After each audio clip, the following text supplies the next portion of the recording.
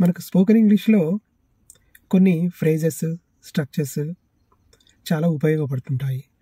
వాటి గురించి మనం డైలీ కొన్ని పదాలు నేర్చుకోవడం వల్ల, కొన్ని ఫ్రేజెస్ గురించి డిస్కస్ చేయడం వల్ల, కొన్ని స్ట్రక్చర్స్ గురించి డిస్కస్ చేయడం వల్ల it made your speaking fluently. Let us start with 1 or 2 such and such phrases. Out and out అంటే పూర్తిగా. ప్రోస్ అండ్ కాన్స్ లాభ నష్టాలు అంటే బేరేజ్ వేసుకోవటము, మంచి చెడులు.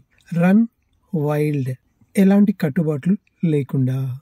బ్లాక్ అండ్ బ్లూ బాగా కొట్టడము, మీ హోంవర్క్ కోసము.